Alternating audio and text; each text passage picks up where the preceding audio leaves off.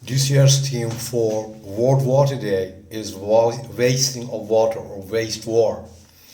It was aptly chosen given the United Nations prediction of 55% increase in global water demand by 2050 compared to 2000. To meet this demand, companies will need to manage waste water far more efficiently than they do today. We hope so, because the risk of failing to do so becomes concrete when you look at the water intensive industry, such as semiconductors, like Intel, for example, or AMD, or the miners industry. Semiconductors are essential components in technology products, including computers, including smartphones, microchips, and so on. The demand for chips is going to increase with the wide adoption of solar energy and connected devices. Think about Bitcoin. Semiconductors or semiconductor manufacturing, however, requires large volumes of ultra pure water to avoid the contamination of electronic devices. A typical semiconductor manufacturing facility uses, for example, 2 to 4 million gallons of ultra pure water per day. In 2015, Intel, the largest semiconductor company by market capitalization, used 9 billion gallons of water. Given the water intensity of these companies, showing now what good stewardship will be vital to managing water-related business risks. That's the reason a lot of people are against bitcoins. The manufacturing of semiconductors generates wastewater that contains heavy metals and toxic solvents too, due to the hazardous nature of these liquids, for example.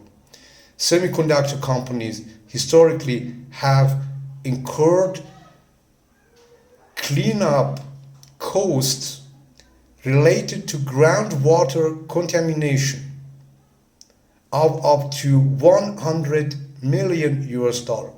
Regulators have also shut down facilities for releasing untreated effluents. On the other hand, some companies are proactively meeting these challenges and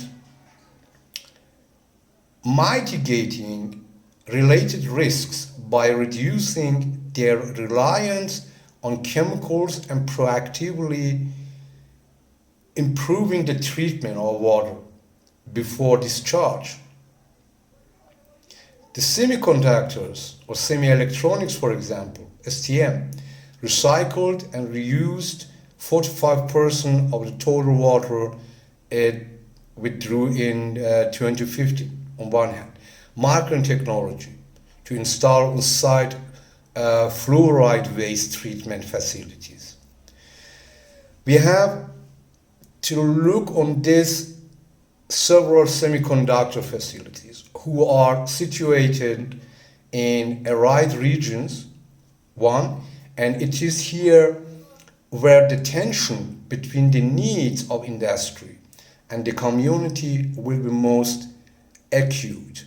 This is especially true where there is an economic driver to attract jobs and investment. What's good for economy. But showing good stewardship is essential too to maintaining goodwill with regulators and local populations. Taiwan Semiconductor Manufacturing Company, TSMC, for example, is an example of a company that proactively managed community relations.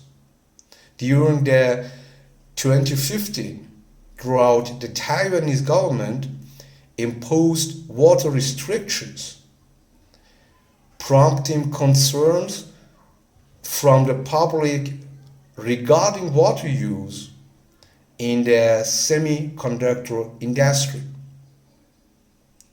To alleviate these concerns, TSMC conducted a media tour to explain its water conservation efforts. Intel is another example of a good water steward that reduced water use or usement in a right region. In 2015, the company reduced water withdrawal at its facility in Rio Rancho, New Mexico, by about 40 to 45% compared to 2010.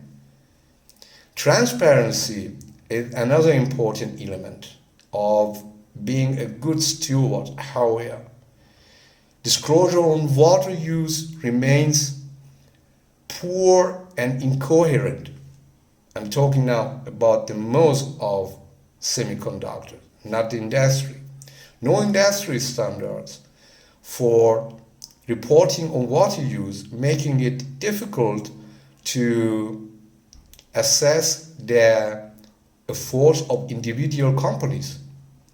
Intel is an industry leader in disclosing